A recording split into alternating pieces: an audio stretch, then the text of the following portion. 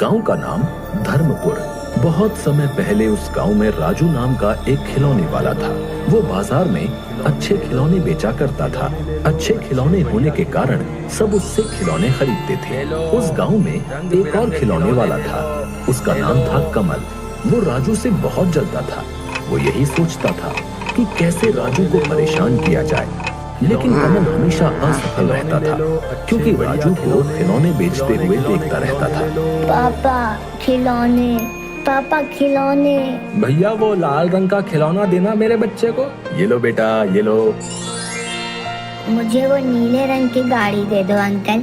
अरे ये क्या, इतनी भीड़ लगाकर खड़े हैं पर फिर भी मुझसे कोई खिलौने खरीदने नहीं आ रहा है। ले लो रंग बिरंगे खिलौने ले लो।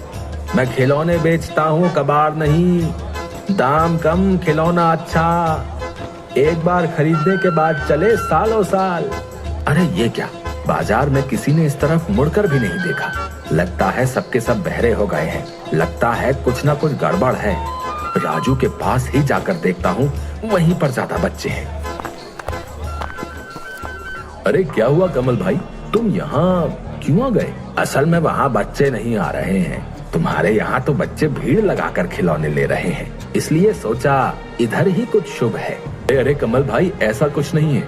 असल में बात ये है कि लोग पैसा देकर अच्छा सामान खरीदते हैं। तुम भी अच्छे खिलौने दो तो बच्चे भी तुम्हारे पास भीड़ लगाकर खिलौने खरीदेंगे। हाँ बेटा, तुम्हें कौन सा खिलौना चाहिए? अंकल वो हरा वाला।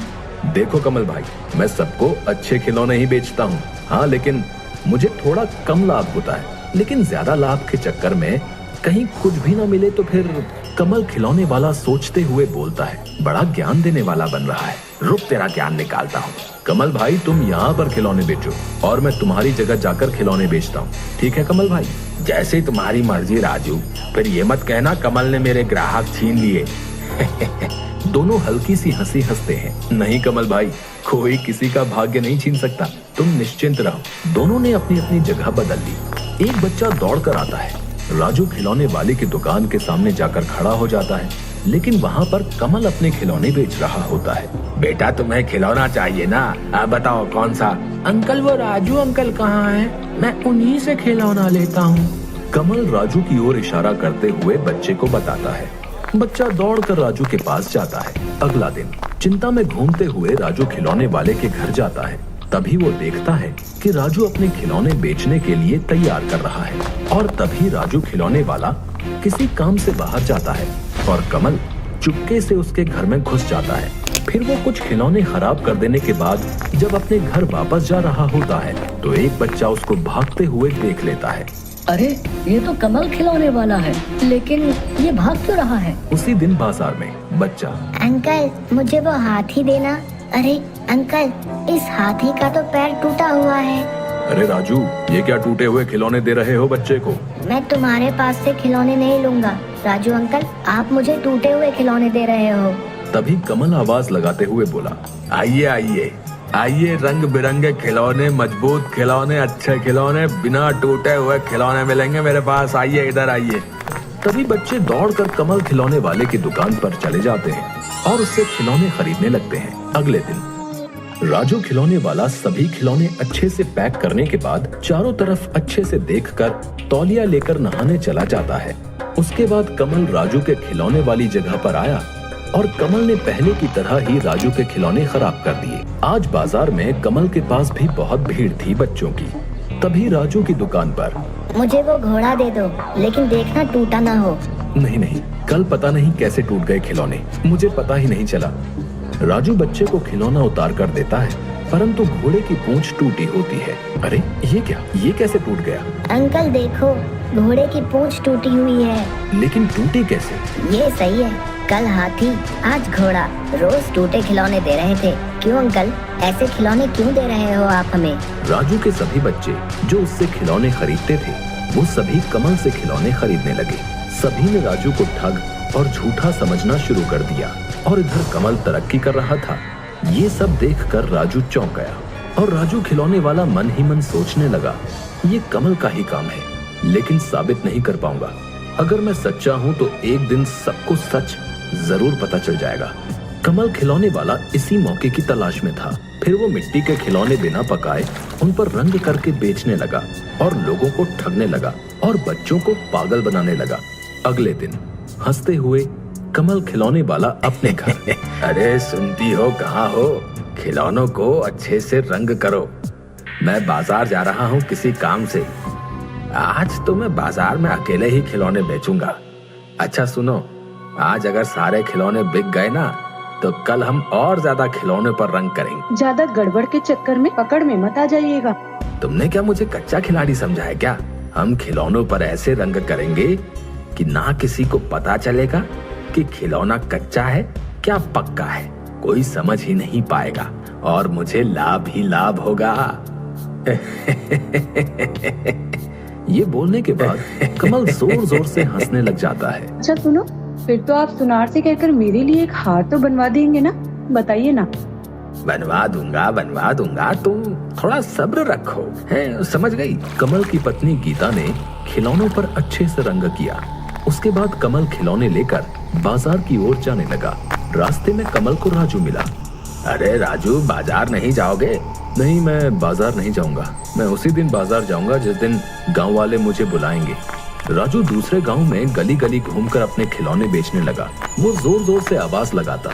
धूप से, गर्मी में उसे बहुत कष्ट होता था, पर इसके अलावा राजू के पास और कोई दूसरा रास्ता नहीं था।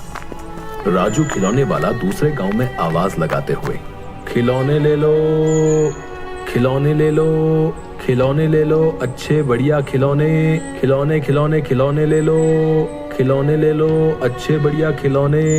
कमल रात को घर में लाभ के पैसों का हिसाब कर रहा था और कमल की पत्नी लालची नजरों से देख रही थी।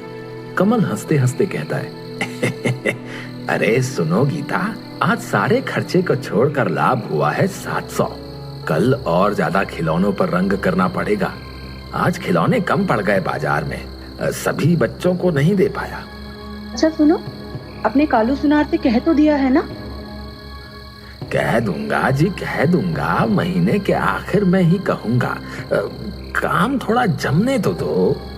अगले दिन बाजार में, मुझे वो गाय चाहिए काले रंग की। बच्चा खिलौना लेकर बोला, ये क्या अंकल, इसका तो रंग उतर रहा है। क्या? नहीं तो। ये देखो अंकल, रंग मेरे हाथ पर आ गया। हो सकता है, हो सकता है। कल हमने इस पर ज्यादा रंग कर दिया था, इसलिए हो सकता है। छुपकर एक बड़ा आदमी देख रहा होता है। वो बोलता है, रंग ज्यादा करने से तो ऐसा नहीं होता। ये क्या बात हुई? ये तो कुछ गड़बड़ लगती है, छानबीन करनी पड़ेगी। वही आदमी राजू को मिलता है रास्ते में। क्या राजू भैया, बाजार में नहीं बेचते अब खिलौने? नहीं भाई, पता नहीं क्या से क्या हुआ, कुछ भी समझ नहीं पाया। मैंने सब अच्छे तरीके से खिलौने तैयार किए, लेकिन जब बाजार में जाकर बच्चे को दिए तो कुछ खिलौने टूटे हुए निकले। फिर दूसरे दिन भी ऐसा ही हुआ। राजू भैया, मुझे जरा शक हो रहा है, बताऊं कि ना बताऊं? नहीं, अभी नहीं बताऊंगा। पहले सबूत जुटा लूं, उसके बाद बताऊंगा। सच्चाई की जीत होती है और बुरे लोगों की होती है हार। अगले दिन कमल के घर पर वो आदमी कमल की खिड़की के बाहर सब कुछ देख रहा होता है। यह लीजिए कच्चे खिलौने, और कितने अच्छे खिलौने चाहिए? अरे सुनो, आज बहुत सारे बच्चे होंगे, सबको खिलौने देने होंगे। रंग तो कम है, आज रंग में पानी मिलाते हैं। आदमी मन ही मन, अच्छा रुको बच्चों, रुको, तुम्हें अभी मजा चखाता हूँ। आदमी चिल्लाने लगता है, अरे कोई है? अरे सबके सब कहाँ गए? अरे कोई है? अरे सब कहाँ हो? देखो कमल भाई क्या कर रहे हैं, देखो देखो। इतने दिनों से तुम लोगों ने कच्ची मिट्टी खरीदी है और पक्की मिट्टी का भाव दिया है। देखो देखो कमल भाई क्या कर रहे हैं। कमल और कमल की पत्नी पंचायत में सिर झुका के खड़े हैं। जिन लोगों ने कमल से खिलौने खरीदे थे वो भी खड़े हैं। पंचायत में आदमी बोलता है, कमल भाई ने राजू भाई के खिलौने खराब किए, क्योंकि उस आदमी ने कमल को राजू के घर से भागते हुए देखा था। छी कमल छी, बच्चों के खिलौनों में मिलावट करता है। सुनो, तुम्हारी सजा है। तुम्हें तुम्हारा सिर मुंडवा कर, मुंह काला करके गधे पर बैठाकर पूरे गांव में घुमाया जाए और तुम्हारे सीने पर एक कागज पर लिखा जाएगा कि मैं बेईमान और लालची हूँ। और राजू को खबर भिजवाओ, कल से वो बाजार में खिलौने बेचने के लिए आ सकता है। गधे की पीठ पर कमल बैठा शर्म से है सर नीचा और मुंह है काला। गांव वाले राजू के पास आए और बोले, राजू भाई आप ही बाजार में खिलौने बेचिए, हमारे बच्चों से गलती हो गई। राजू आसमान की तरफ देखने लगा और उसकी आंखों में आंसू आ गए। गांव वालों की नजर में अब वो चोर नहीं रहा। गांव के सभी लोगों ने राजू से माफी मांगी और अपनी भूल स्वीकार की। अब राजू के चेहरे पर मुस्कान आ गई। जो सच्चा है उसकी विजय जरूर होती है।